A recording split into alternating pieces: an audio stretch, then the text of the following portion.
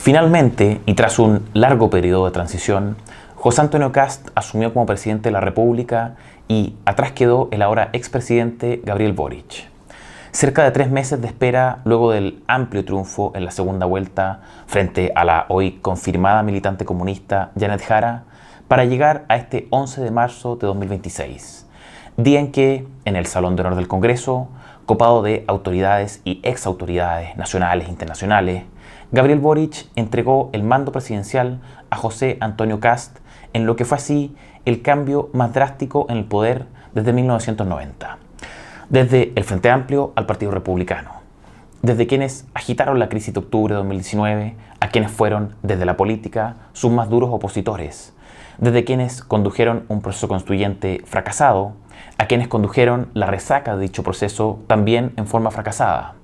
Y si las cosas se dieron de esta manera, no fue precisamente porque la historia estuviese escrita y porque lo que el futuro nos deparaba estaba predeterminado de forma tal que la elección de uno, de Boric, conllevara luego la del otro y así, como si un mero movimiento pendular fuera toda la explicación necesaria de las cosas y no solo una forma de explicar retrospectivamente las mismas. Uno y otro, Boric y José Antonio Kast, fueron y son agentes fundamentales de esta historia para que las cosas pasaran como pasaron. Gabriel Boric, el expresidente, y su gabinete de ministros pusieron todo de su parte para este drástico cambio, decíamos, del Frente Amplio al Partido Republicano. Sus resultados en materia económica, paupérrimos, son parte de aquello. Cerraron el mandato presidencial con el peor crecimiento promedio en los últimos 35 años junto con Bachelet II, con Michelle Bachelet II. Llegaron al gobierno con una tasa de desempleo de 7,7% y se fueron con un 8,3%. Y en este año, que recién pasamos, el 2025, el déficit estructural alcanzó un 3,3% del PIB, lógicamente por sobre el 1,6% que se propusieron como meta desde el Ministerio de Hacienda, últimamente dirigido por Nicolás Grau, y la mejor directora de presupuesto, Javiera Martínez. Meterle inestabilidad al sistema, refundar, decrecer, recordemos, son cosas que se escuchaban desde la izquierda radical. El crecimiento y la certeza jurídica fueron cosas que, como diría Gonzalo Vinter, estaban en la periferia programática. Y ni siquiera eso, ni siquiera en la periferia programática. Este 11 de marzo también estamos dejando atrás ya el periodo presidencial con más ingresos de inmigrantes ilegales de la historia, 153.000 entre los 4 años. El periodo presidencial con las tasas de homicidio más altas de la historia, que sí, van a la baja, pero nunca habíamos tenido tantos homicidios como en el gobierno de Gabriel Boric. Eso es un hecho comprobado, con cifras, con evidencia, no discutible. Los delitos asociados a drogas aumentaron un 19% entre 2022 y 2025. Los delitos asociados a armas, un 100% entre 2022 y 2025. Las extorsiones alcanzaron sus niveles máximos. Los secuestros también. De nuevo, la crisis de seguridad en la periferia programática. Por contrapartida de José Antonio Kast, hoy se pueden decir dos cosas que más o menos parecen obviedades. Primero, fue el primer y más duro opositor a Boric con toda claridad, sin duda. Más importante que eso por lejos. Segundo, fue quien mejor diagnosticó los problemas más urgentes de la sociedad chilena y con bastante tiempo de anticipación que todos. Y esto tiene que ver, creo yo, con algo que el ahora presidente Kast apunta bien en su discurso al decir que llegaron ahí, a la moneda, después de años de escuchar a los chilenos. Eso dice, después de años de escuchar a los chilenos y años de trabajo. Gabriel Boric queda atrás, quien entonces ingresó a la moneda con una crítica feroz al sistema y a los privilegios, hoy sale para mantenerse enquistado en el sistema, con pensión y asignaciones jugosas, suculentas. Quien entonces ingresó como el líder del movimiento político de agitadores, junto con Jackson y los comunistas, sale hoy como agitador, pero de mejores modales. Ya fundamentaremos por qué de mejores modales. Quien entonces ingresó con una polola, hay que decirlo, Irina Caramanos, sale hoy con otra, con Paula Carrasco, digámoslo. En fin, sale Gabriel Boric y entra el presidente José Antonio Kast. 11 de marzo, más o menos a las 22 horas desde uno de los balcones de la moneda, el presidente Kast comienza su primer discurso en el cargo. no son su fuerte, se sabe, y este no varió aquello, pero sí lo fue claramente mucho mejor que el que dio tras su triunfo en la segunda vuelta presidencial. En este discurso, de más o menos 24 minutos, el presidente Kast entregó, creo yo, dos mensajes fundamentales. Primero, un diagnóstico o un adelanto sobre el diagnóstico que entregará en el corto plazo acerca del estado de la nación, o sea, las condiciones en que a grandes rasgos está recibiendo el país. Dice Kast, nos han entregado un país en peores condiciones de las que podíamos imaginar. El presidente lo describía. Un país con finanzas públicas debilitadas, un país donde el crimen organizado y el narcotráfico han avanzado y un país donde las familias se sienten abandonadas por el Estado. A dicho diagnóstico, el presidente contrapuso inmediatamente una auditoría. La gente ahí presente en el discurso, que era bastante, lo pedía, gritaban a coro, auditoría, auditoría, auditoría. Entonces, se apuntaron problemas que se reciben y se anunciaron o ratificaron los anuncios de la búsqueda de responsables a través de la auditoría. Un segundo mensaje fundamental, mucho más fuerte e importante que el anterior por lejos, y que está en estricta relación con la agenda básica del presidente Kast, son los adversarios de Chile. De los adversarios de Chile habló el presidente Kast, aclarando inmediatamente que no se refería a quienes pensaban distinto que él, sino a quienes, dice Kast, han tomado nuestros barrios y a quienes han ingresado vulnerando nuestras fronteras para delinquir y explotar a otros. O sea, básicamente, al narco, que se ha tomado los barrios, y a organizaciones criminales extranjeras, que son justamente las que han ingresado ilegalmente a nuestro país para enriquecerse en forma ilícita por la vía del daño. Traficar personas y drogas, explotar a mujeres, extorsionar, torturar, matar, en fin. Se queda corto quizá el presidente Kast con el calificativo de adversarios. Son más bien los enemigos de Chile. No se trata, en el caso del narco y las organizaciones criminales extranjeras, del otro competidor en una pelea justa que se juega bajo la misma regla, sino del tramposo, del que nos hace la guerra injusta y que se salta toda norma, desde las más básicas, como por ejemplo las normas de ingreso al país, hasta las más relevantes, como la prohibición de acabar con otras vidas. Pero esto en este contexto es solo un detalle. El punto es que el presidente, en lo que a la parte de contenido de su discurso se refiere, coloca bien la prioridad, el énfasis. Se mantiene, por de pronto, en la agenda programática que lo llevó al triunfo. Y se espera, por supuesto, que con esa misma intensidad discursiva también obre el gobierno.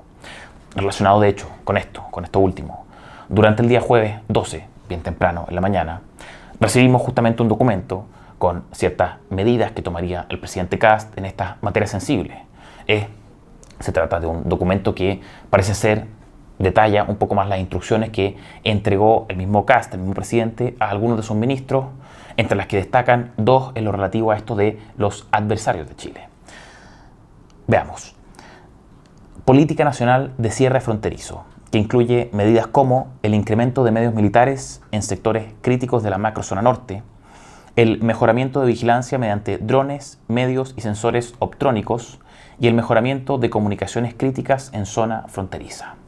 Todo eso se dice con carácter de urgente, de inmediatez.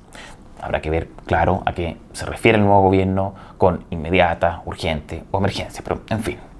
Otras medidas relacionadas también, como los cambios legales para desincentivar el ingreso, la atención 24/7 en los pasos fronterizos y la construcción de barreras físicas, las que, estas últimas, sí tienen, en este caso, un plazo previamente definido de 90 días. Pero, sea como sea, se trata entonces de desafíos grandes.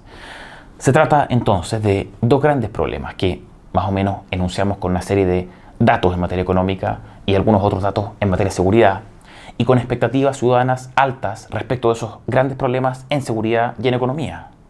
Y a todo esto que estamos resumiendo en forma pedestre, a la delicada situación en seguridad y economía que el mismo presidente advierte en su discurso, al igual que en toda la campaña también, a todo eso se le suma un contexto internacional y regional que quizás el presidente parece no haber calibrado en su decisión de elección del ministro de Relaciones Exteriores, o si no fue calibrado, al menos no priorizado frente a otro foco de trabajo legítimo e importante, por supuesto, centrado más en la inversión extranjera.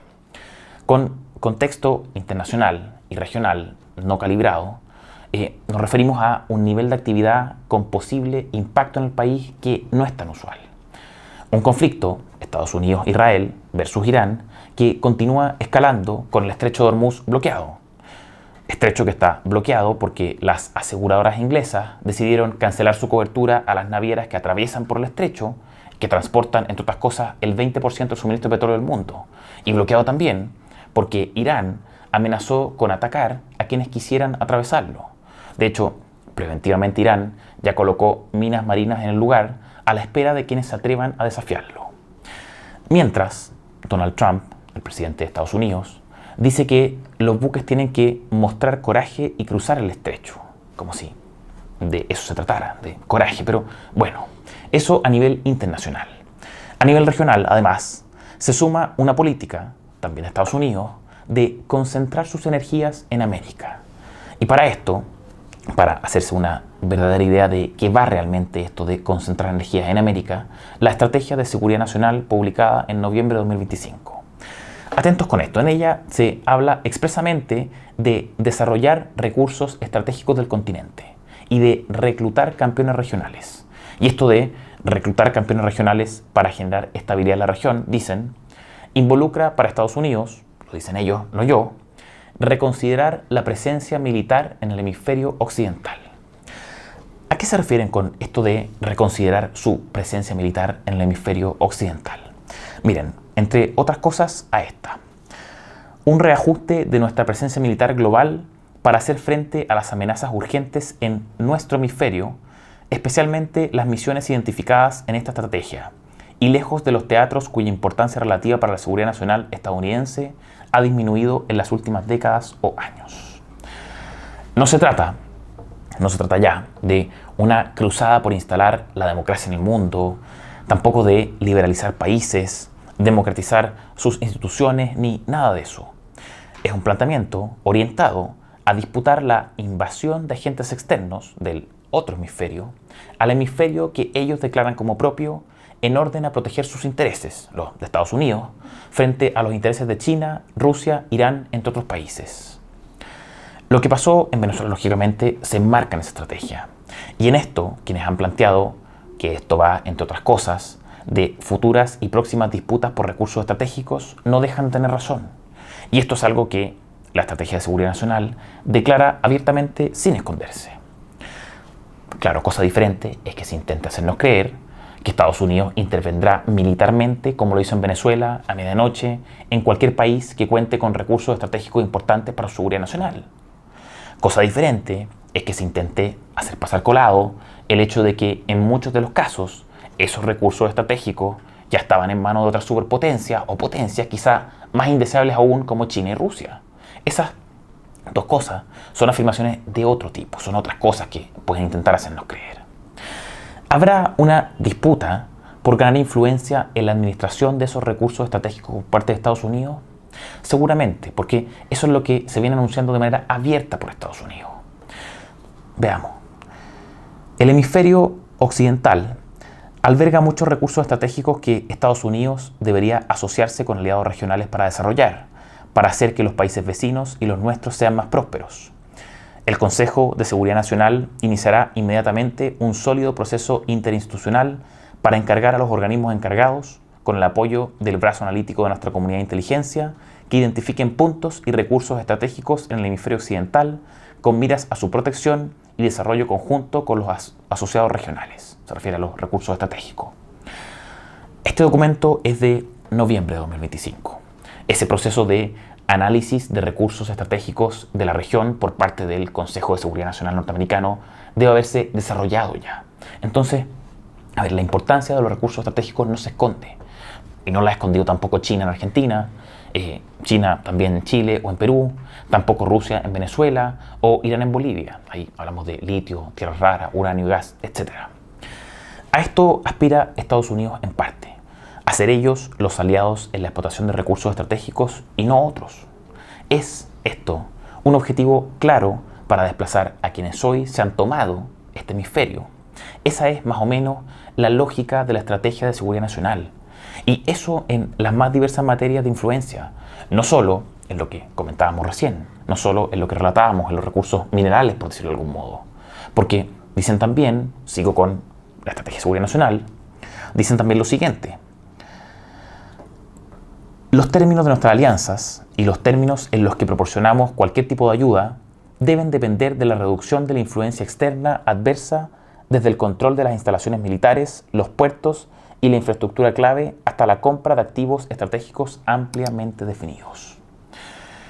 Una alianza con Estados Unidos o una realineación en el lado estadounidense del conflicto involucra, es lo que dicen ellos, es su condición, involucra como condición necesaria la pérdida de influencia, por ejemplo, China, en términos militares, en términos portuarios, en términos de infraestructura, en inversiones en recursos estratégicos, etc. No es solo, insistimos, cuestión de minerales, de recursos naturales, no. No olvidemos el famoso, por ejemplo, cable chino en Chile. No olvidemos tampoco el puerto chino en Chancay, en Perú. No olvidemos la base espacial china en Neuquén, que algunos dicen que es también base militar. No olvidemos el observatorio frustrado también aquí en Chile. Entonces, a ver, lo que se viene para América Latina y para Chile con respecto a Estados Unidos y China es evidente. Y pretender afrontar dicha situación desde una burda alineación en el eje izquierda-derecha es solo tontera. No estoy diciendo por si acaso que este vaya a ser el caso de Chile con el nuevo presidente, no. A lo que se quiere llegar simplemente es a que, a diferencia de lo que muchos pueden pensar, se viene un ciclo para política exterior en Chile de bastante relevancia, ya no solo por cuestiones de inmigración.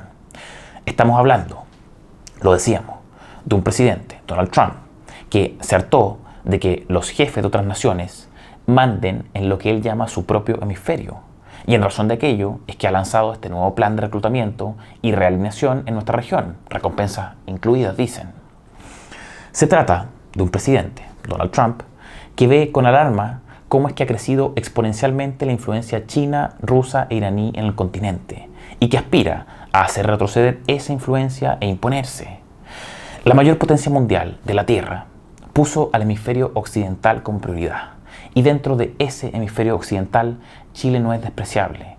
Son más de 30 países. Seguramente los de mayor importancia serán sus países fronterizos, México y Canadá. Luego de México y Canadá vendrá la mayor economía regional y miembro BRICS, Brasil. Colombia también, por ser uno de los epicentros de la lucha contra las drogas.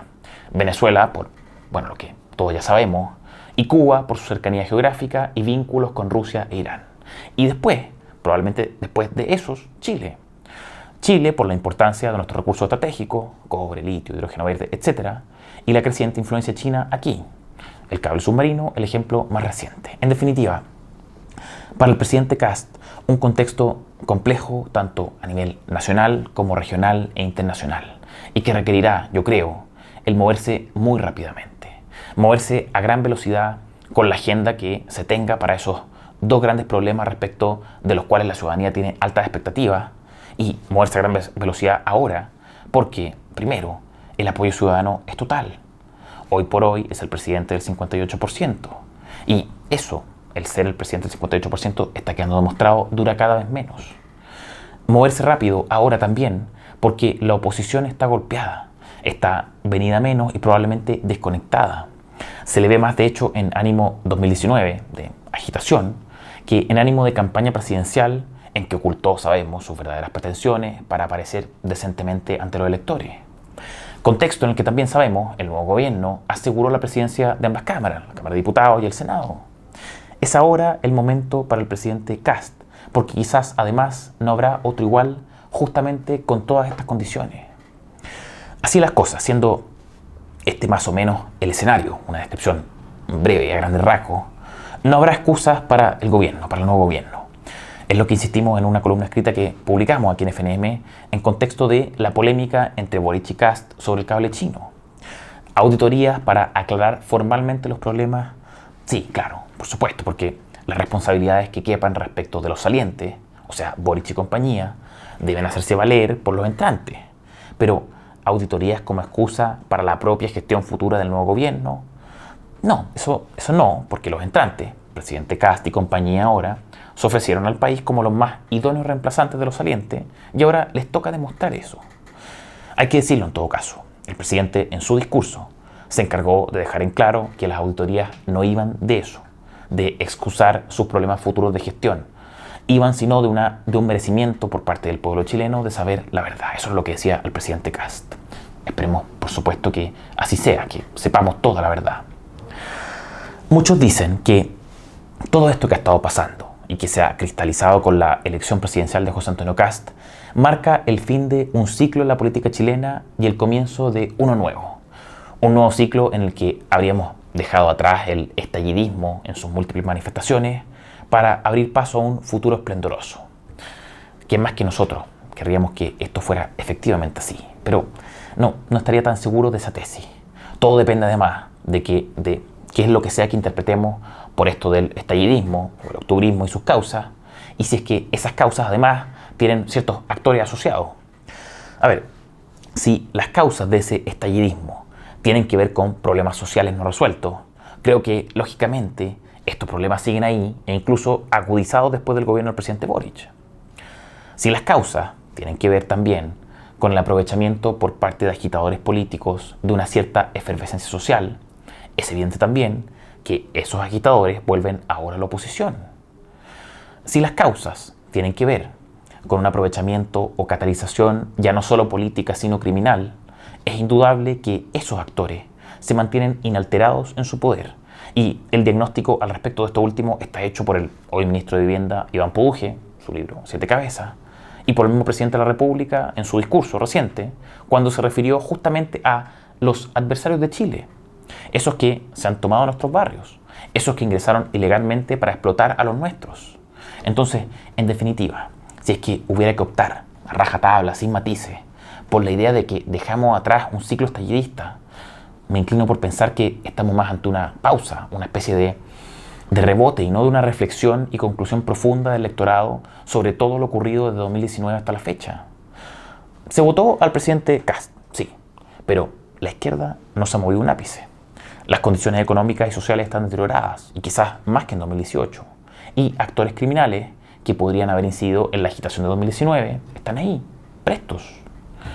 Frente a todo aquello, al lado, por ahora, del presidente Kast, un pueblo chileno con expectativas altas que, Dios no lo quiera, pueden verse no tan difícilmente frustradas. No es esto, por supuesto hay que aclararlo, no es esto un intento por desmoralizar, porque hacerlo no conduce a nada. En estos días, un nuevo gobierno recibió una oportunidad que todos, por supuesto, esperamos sea aprovechada. Es una pausa en que se abre una verdadera ventana de oportunidad importante, por supuesto. Entonces, esto es, más que nada, una alerta para tener presente factores de la ecuación. Insistimos, una ciudadanía con poca paciencia y altas expectativas. Segundo, actores criminales que están prestos a probar la nueva mano, como se dice, y esto ya lo hemos empezado a ver, incluso a solo horas de haber asumido el presidente Kast. Lo vimos, Puerto Vara, un carabinero con muerte cerebral baleado. Estaba haciendo un control y lo balearon. Segundo, turbazos en la Alameda y también balazos. Un carabinero tuvo que repeler turbas a bala. Tercero, ataques a 2 subsecretarios con piedras en su auto, rotura de vidrio. Cuarto, agresiones al que fue el encargado económico de Johannes Kaiser en su candidatura presidencial. Quinto, un lienzo infame en el Instituto Nacional con una imagen del presidente Kast, con una pistola en la cabeza y que lo llama tirano al nuevo presidente y a estar en pie de guerra contra toda autoridad. Eso dice el lienzo. Tercer elemento de la ecuación, un Frente Amplio y un Partido Comunista que no se han convertido aún en un Frente Amplio y un PC buenos. Y esto, al igual que las manifestaciones delincuenciales que comentábamos, también ha estado mostrándose incluso antes de que asumiera el presidente Kast. La reacción de la izquierda, presidente Boric incluido, frente al veredicto Gatica Crespo, una manifestación de esto, y que incluyó declaraciones como impunidad avalada por la justicia chilena, tribunal sesgado y politizado, esas son declaraciones del Frente Amplio del partido. El mismo Boric habló de disparó y le quitó los ojos, le sacó los ojos, habló también de crimen aberrante cometido contra Gustavo Gatica. O sea, todas son palabras de Boric, incluso siendo presidente.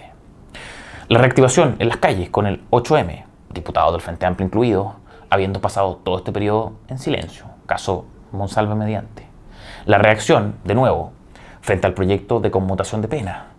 es un proyecto con problemas legislativos, sí, eso es indudable, pero es un proyecto respecto del cual el Frente Amplio culpa y responsabiliza al presidente Kast sin siquiera haber asumido ni tener que ver en nada en su presentación legislativa.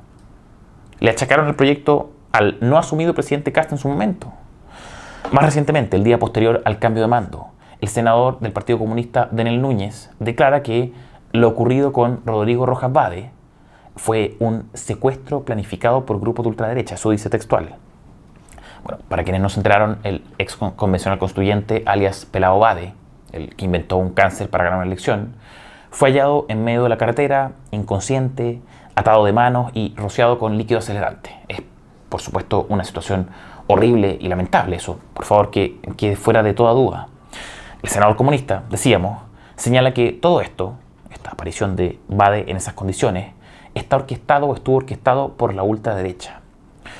Para sostener aquello, se ampara en ciertos rayados que se encontraron en el cuerpo de Rojas Vade, que decían «Viva Kast» y «No más zurdos». Yo creo a priori que esos rayados son justamente indicativos de que esto no tiene nada que ver con política, porque son excesivamente burdos. Es algo en todo caso que la investigación y tribunales se encargarán de aclarar, pero por ahora preguntémosle ciertas cosas al senador Núñez y a algunos periodistas y medios de comunicación que han tragado fácilmente con todo esto del secuestro de carácter y motivación política. A ver, ¿qué interés habría en secuestrar a Rojas Vade, que lo único que hizo por la derecha, y por la patria mejor dicho, fue hacerle un favor? Si algo debe haberse hecho por Rojas Vade, no es un secuestro, es una carta de agradecimiento o una invitación al escenario de la celebración del rechazo, algo de ese estilo. Pensando desde el punto de vista de los supuestos criminales de la ultraderecha, ¿cómo acaso es que Rojas Vade podría ser un buen objetivo para un secuestro con connotaciones políticas? ¿Qué relevancia tiene Rojas Vade para el concepto político actual? ¿Se encontraba acaso Rojas Vade liderando la resistencia nacional izquierdista frente a la neodictadura derechista? ¿Estaban Johannes Kaiser y el eventual sucesor de José Antonio Kast preocupados de la elección 2029 y la dura competencia electoral con Rojas Vade que se les avecinaba? ¿Estaba Rojas Vade, no sé, dificultando la aprobación de la nueva agenda de seguridad y coordinando agrupaciones de protección de los derechos del desierto para evitar la construcción de zanjas en la frontera norte? A ver, si ese es el caso, ¿no habrá entonces que decretar en forma inmediata, ahora ya, protección policial para Dino Azulado, Tía Pikachu y sensual Spider-Man? Creo que, si quieren estar a la altura del cargo parlamentario, esta es una diligencia que el diputado Daniel Manucheri y la senadora Daniela Chiccardini deberían solicitar ahora. En fin, dejando de lado esto último, la izquierda está desatada y se le nota a distancia. No sabemos si todo esto que estamos relatando se debe a una total falta de orden en las filas luego de la derrota, o al completo orden detrás de una agenda desquiciada y absolutamente desconectada. ¿Qué hacer con esta izquierda? ¿Cómo administrará, gestionará el nuevo gobierno a esta izquierda? Quizás por lo que vemos, esto de una infinita desorientación no sea necesario en una primera fase administrarla, pero no hay que olvidarse nunca tampoco de lo ocurrido pocos años atrás con Sebastián Piñera en el poder. Un gobierno sobrepasado dentro de las instituciones y fuera por la izquierda radical. La agenda política de principio a fin puesta por la izquierda radical, mientras Piñera solo la navegaba y permitía que eso así justamente fuera. Todo eso alcanzando un clímax en la crisis de octubre de 2019, cuando agitación callejera y dirigentes políticos forzaron un proceso de desarme del régimen constitucional actual, de nuevo permitido por Sebastián Piñera y luego apoyado por este entusiastamente.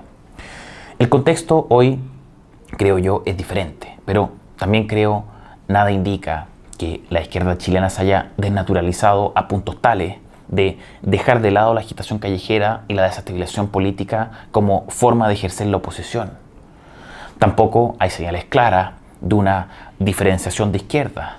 Tiendo a pensar que no, sobre todo porque la posición de Kast respecto al Congreso, es complicada, sí, sobre todo en el Senado, pero no lo es tanto, por ejemplo, en la Cámara de Diputados, que es donde más conflicto se produce. No lo es tanto porque está a 2-3 votos de conseguir pasar leyes de mayoría absoluta. ¿Qué puede generar esto? Que por una parte, el presidente Kast y sus ministros operen sobre la base de pirquinear votos en el PDG, en la DC o uno que otro parlamentario independiente, y que, por otra, junto con eso, la izquierda menos agitadora vea que su valor no está tanto en darle votos a un gobierno que aparentemente no lo necesita, sino que en hacerle oposición a ese mismo gobierno. En el fondo, lo que se quiere decir es que la diferenciación se va a producir en la medida en que la izquierda menos agitadora vea que sus votos son necesarios y que, por tanto, dada esa necesidad, su capacidad de influir en las decisiones del gobierno va a ser alta. Si ve que el gobierno está obteniendo los votos, por ejemplo, con el PDG, y que por tanto no puede imponer la izquierda no agitadora parte de sus posiciones en la negociación con el gobierno, los incentivos estarán puestos para sumarse a esa izquierda más agitadora.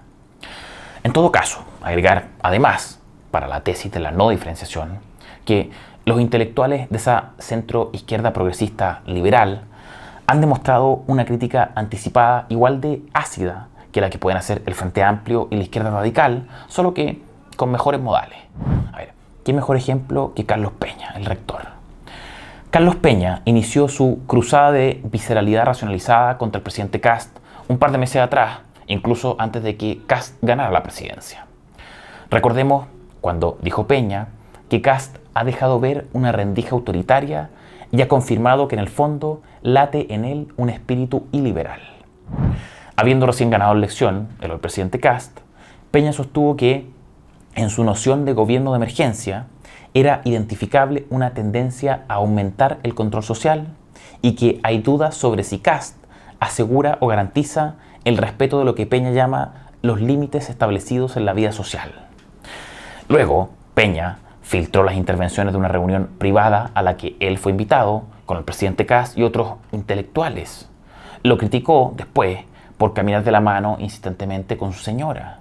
Y ahora, después del cambio de mando, ha indicado que el presidente Kast hizo un discurso con una redacción de emergencia en el que eludió las ideas profundas que lo animan y dijo generalidades y lugares comunes que desatan aplausos de audiencias irreflexivas. Lo remató Peña al presidente Kast diciendo que él, el presidente, parece ser alérgico al discurso razonado. O sea, en palabras de Peña, que tiene una reacción inmunitaria exagerada frente a la racionalidad en el discurso, el presidente. O sea, que realizar discursos razonados le provocan al presidente reacciones sistémicas en su organismo que le impiden eso, hacer discursos razonados. ¿Ven? Es lo que decíamos. Carlos Peña también está igualmente desatado como la izquierda radical, con mejores modales, más intelectualidades, vueltas más sofisticadas, pero desatado igualmente. En definitiva, son varias las dificultades las que se le presentan al gobierno del nuevo presidente Kast. En esta, decíamos, insistimos, una ventana de oportunidad que se tiene. Situación país, el contexto regional, el contexto internacional, la oposición de la izquierda radical, en fin, lo que hemos estado comentando que, insistimos, se dan en el contexto de una oportunidad con un apoyo ciudadano merecidamente alto. Solo una última cosa para cerrar, y solo a modo de alerta temprana, preventiva, y que ya no tiene que ver tanto con cosas externas al gobierno, sino del mismo gobierno. El excesivo deseo por brillar que puede existir en las propias filas. Cuidarse de la excesiva performance y actuación. Venimos arrastrándonos de 4 años de eso mismo, de la performance, la actuación, etc. Con Gabriel Boric. Se lo criticamos duramente. La mano, en este caso, debería cambiar en esto. Y lo digo, por cosas como la lamentable performance de la diputada recién asumida Javiera Rodríguez. Me refiero a la nueva vocera Mara Cedini y su atuendo poco habitual para un cambio de mando presidencial. Al cambio de logo institucional, que fue, pero que al parecer no fue finalmente, en fin. A las puestas en escenas del presidente instruyendo a sus ministros a determinadas tareas específicas e inmediatas que, sí, por si no lo notaron todos ustedes, fueron puestas en escena. Eran decretos que podían firmarse sin televisión, ni instrucciones orales, en 5 minutos y no en 1 hora, que fue lo que atrasaron el discurso del presidente Kast, justamente por esa puesta en escena. Me refiero también a la renuncia a la militancia por parte del presidente Kast, de nuevo como gesto, como símbolo de algo. Me refiero también, por ejemplo, a esto de la primera dama, Piedra Sola, sirviendo ella la comida en el comedor de la Moneda el 12 de marzo. no nos pondremos con esto último como el diputado Manucheri, por supuesto que, insistimos, no pierde la oportunidad para hacer el ridículo. El punto, con todos estos casos, episodios, es otro, y es radicalmente distinto al de socialista. Cada una de estas situaciones, de estos ejemplos, tienen sus detalles propios, sus pormenores, sus diferencias, su nivel de problema también diferenciado. Sin duda, el peor de todos los casos justamente no tiene que ver directamente con el nuevo gobierno, que es el caso de la diputada Rodríguez. Sabemos también que el día del cambio de mando es en sí mismo un día cargado de simbolismo. Y sabemos también que no son hechos, en su mayoría, en sí mismos graves. Tampoco buena parte de ellos son problemáticos en sí mismos. Pero sí pueden ser, y aquí el asunto, sí pueden ser indicativos de un problema más de fondo, sustancial. Por eso ahí la alerta temprana, preventiva. Un problema de fondo relacionado con la atención de las autoridades, el foco de las autoridades, con el objeto de preocupación de las autoridades, con invertir bastante en comunicar que se está preocupado y bastante tiempo en comunicar el hecho de que se está trabajando, en comunicar el hecho de que se está preocupado y trabajando. El trabajo, cuando se haga, la gente lo va a notar y sin necesidad de acudir al Instagram del ministro. Entonces, con eso hay que quedarse tranquilo. Para todo esto, que insisto, solo se alerta preventivamente en todo caso, creemos que el instructivo del propio gobierno que envió a sus ministros sobre el uso de redes sociales es un acierto total. ¿Qué dice este instructivo del gobierno? Le llamaron decálogo en la prensa. No realizar proselitismo político. No usar la cuenta institucional para fines personales. No bloquear usuarios unilateralmente. No publicar información oficial de forma previa o exclusiva en cuentas personales. No personalizar la difusión de actividades, entre paréntesis, abuso de imagen. No incluir enlaces a cuentas personales en sitios oficiales. No emitir expresiones ajenas al funcionamiento institucional. No discriminar al usar herramientas de restricción. No favorecer o perjudicar candidaturas y no ejercer actividad política en jornada laboral. Es un acierto total que recoge o recuerda en su mayoría lo dictaminado por Contraloría General de la República y que, a nuestro juicio, su recordatorio por parte del gobierno no tiene nada de casualidad o de un mero cumplimiento protocolar, sino que responde a preocupaciones por figuraciones excesivas que ya comenzábamos a ver antes de que los miembros del gabinete asumieran. En fin, mucho trabajo por hacer, de que más estaremos analizándolo durante todo el año aquí en la Fundación nuevamente. Soy Francisco Cancino, director de estudios de FNM.